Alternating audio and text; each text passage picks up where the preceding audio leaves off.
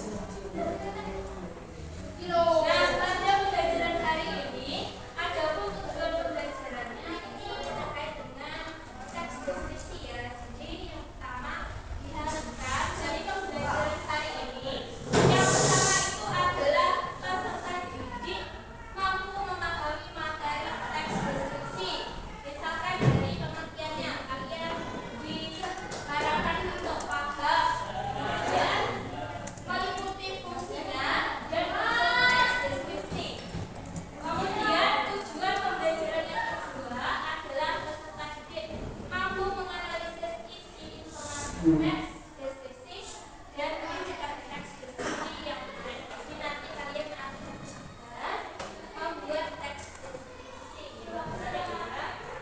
Kemudian sebelum kita memasuki pembelajaran ada asesmen awal. Jadi di sini ada beberapa pertanyaan yang menanyakan tentang kesiapan kalian untuk belajar. Nah, pertanyaan ini dilaksanakan setiap minggu ya.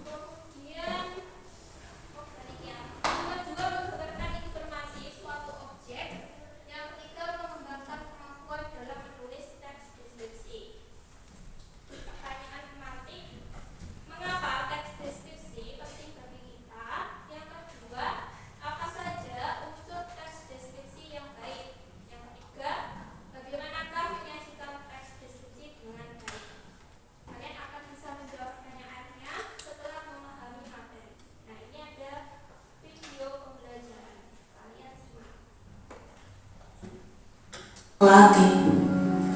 Bunga melati merupakan bunga murni berwarna putih dengan wangi semerbak serta banyak digunakan sebagai perlengkapan dalam upacara adat. Karena itu bunga melati kerap dikaitkan dengan hal-hal mistis. Bunga melati termasuk dalam genus Jasmanus dan terdapat lebih dari 200 spesies tanaman melati. Sebagian besar spesies melati menghasilkan bunga putih yang sangat harum, tetapi beberapa spesies menghasilkan bunga kuning atau merah muda dan aromanya kurang harum. Bunga melati digunakan sebagai wangian dalam parfum, sabun, lotion, serta digunakan untuk menambahkan aroma teh melati. Bunga melati diyakini sebagai antidepresan dan afrodisiak sehingga cocok untuk mengharumkan kamar tidur. Di Indonesia, khususnya di Pulau Jawa, melati dianggap sebagai bunga yang penting dalam upacara pernikahan. Dalam budaya India, melati melambangkan kesucian, oleh karena itu biasanya melati digunakan untuk menghias rambut wanita muda di berbagai bagian Asia Tenggara. Buah apel.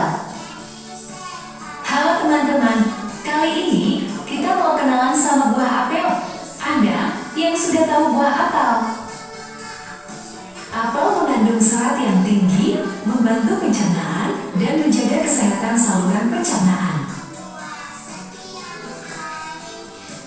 Buah apel kaya akan antioksidan seperti vitamin C yang dapat membantu melawan radikal bebas dalam tubuh. Kulit apel mengandung nutrisi penting, termasuk senyawa polifenol yang dapat memberikan manfaat kesehatan seperti melindungi jantung. Itulah beberapa fakta tentang buah apel, semoga berguna ya. Pohon cemara. Bagi orang-orang Eropa, Amerika, Kanada, bahkan penduduk yang tinggal di wilayah Arktik yang selalu dingin, pohon cemara memang memiliki tempat yang spesial. Cemara adalah salah satu pohon yang bisa bertahan hidup sepanjang tahun termasuk dalam cuaca ekstrim yang membeku. Cemara sanggup bertahan hidup dengan baik pada suhu -15 hingga -30 derajat Celcius. Selain itu, tanaman hijau seperti cemara cukup dianggap sebagai sumber kehidupan. Setiap musim gugur, pohon cemara melepaskan sekitar 15% dari jarumnya yang tumbuh kembali di musim semi. Akar kuat yang dimiliki pohon cemara ternyata punya fungsi vital bagi tanah. Seperti halnya tanaman pakau, pohon cemara berguna mencegah abrasi di pesisir pantai. Tak heran jika beberapa wilayah pantai atau perairan di beberapa negara ditumbuhi pohon cemara. Kucing Velociraptor adalah salah satu hewan peliharaan yang paling populer di dunia. Dikenal karena sifatnya yang mandiri, lincah, dan menggemaskan. Berikut adalah beberapa informasi penting tentang kucing. Pertama, fisik.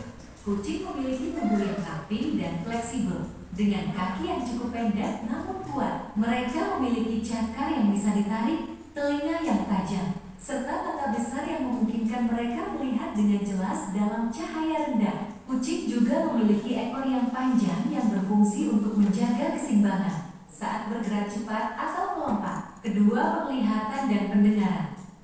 Kucing memiliki penglihatan yang luar biasa, terutama di malam hari. Mereka adalah hewan nocturnal yang berarti lebih aktif di malam hari. Pendengaran mereka juga sangat tajam, mampu mendengar suara frekuensi tinggi yang tidak bisa didengar manusia. Ketiga, perilaku.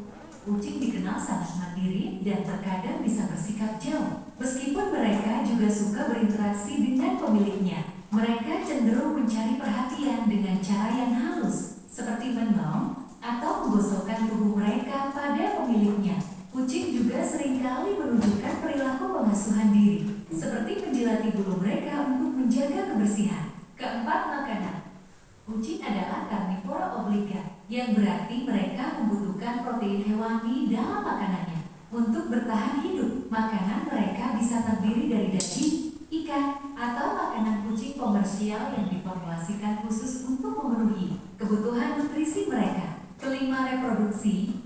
Kucing dapat berkembang biak cukup cepat. Seekor kucing betina bisa melahirkan anak kucing kitten setelah sekitar 9 minggu masa kehamilan, dan biasanya melahirkan 3-5 anak. Anak kucing akan dibesarkan oleh induknya hingga cukup besar untuk bisa mandiri. Keenam, kesehatan. Kucing membutuhkan perawatan rutin, seperti vaksinasi, pemeriksaan kesehatan, dan pemeliharaan bulu, terutama bagi kucing berbulu panjang. Penyakit yang umum terjadi pada kucing meliputi infeksi saluran pernapasan, penyakit ginjal, dan parasit seperti cacing atau kutu. Ketujuh, peran dalam kehidupan manusia. Selain menjadi hewan peliharaan, kucing juga memiliki peran sejarah dalam menjaga lingkungan dari hama, terutama tikus dan serangga. Mereka sering dianggap simbol ketenangan, keanggunan, dan kebebasan. Kucing dapat sangat mencintai pemiliknya, meskipun mereka cenderung memiliki sifat yang lebih independen dibandingkan dengan anjing, karena Nah, itu adalah contoh dari teks deskripsi ya. Bunga melati.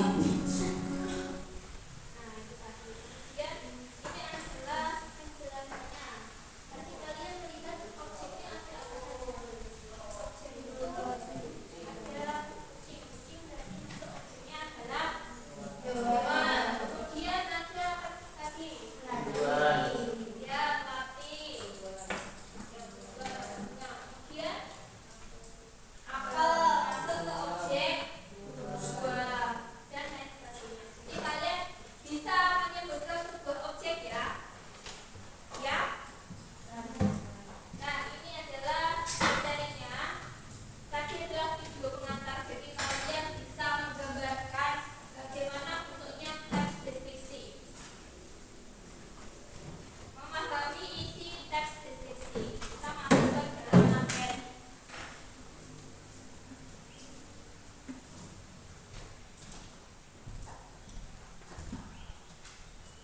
Tadi sudah ada tentang tujuan pembelajaran, ini sudah relevan ya.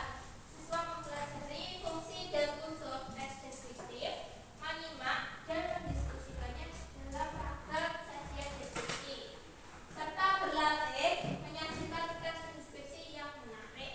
Nanti kalian akan membuat teks deskripsi secara berkelompok.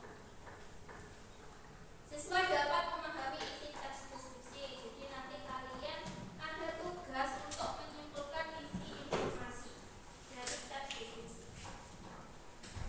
Kita lanjut ke materi selanjutnya. Nah, ini adalah untuk menjawab dari pertanyaan tematik yang ada pada awal tadi, pada pendahuluan. Mengapakah kita itu harus mempelajari tentang teks deskripsi? Manfaatnya apa dalam kehidupan sehari-hari? Nah, jawabannya karena teks deskripsi itu dapat mengetahui gambaran mengenai suatu tempat. Nah, misalkan kalau di suatu tempat kalian pernah berkunjung kemana dengan keluarga atau teman? Di tempat wisata, tempat wisata ya, ada pantai, bendungan dan lain sebagainya. Kemudian kalian bisa mengamati keadaan sekitar kita, misalkan pada lingkungan keluarga, kemudian lingkungan sekolah dan lain sebagainya. Para pembaca akan ikut melihat, merasakan dan memahami, mengalami apa yang dideskripsikan oleh penulis. Jadi para pembaca itu seakan-akan merasakan apa yang diceritakan dalam tulisan itu. Selanjutnya,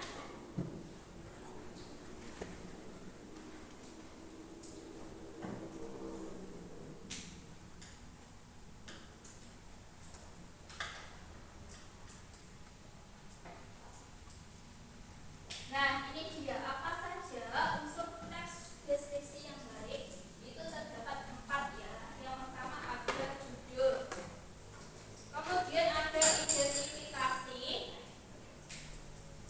deskripsi bagian dan kesimpulan. Nah, ini unsurnya. Jadi nanti kalau kalian membuat sebuah teks deskripsi, unsurnya harus lengkap mulai dari judul sampai kesimpulan. Nah, ini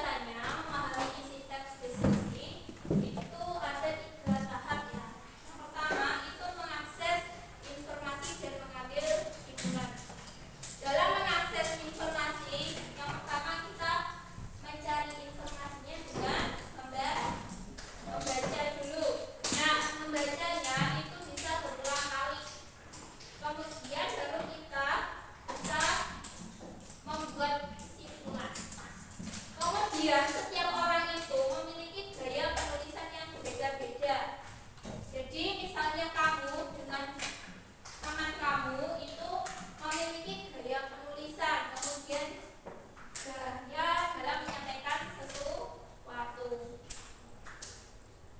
Jadi memiliki karakteristik yang sendiri-sendiri.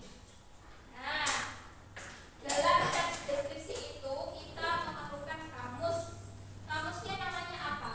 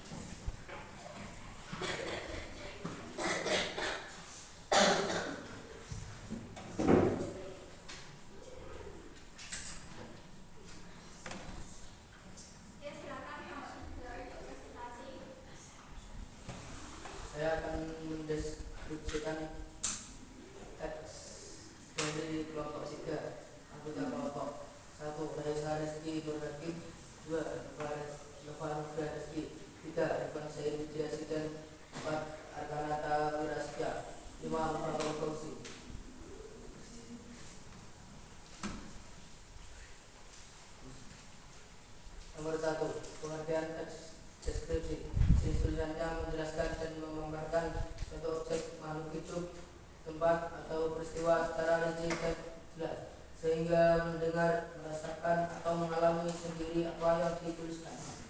Ciri-ciri deskripsi menggambarkan objek secara rinci, melibatkan panca indera seperti penglihatan, pendengaran, peraba, penciuman, dan perasa, hingga pembaca seolah-olah melihat objek tersebut. Visual deskripsi menggambarkan sesuatu objek, tempat, peristiwa, atau keadaan secara tertentu agar pembaca dapat merasakan, melihat, mendengarkan, atau bahkan mengalami apa yang digambarkan seolah-olah mereka berada di sana.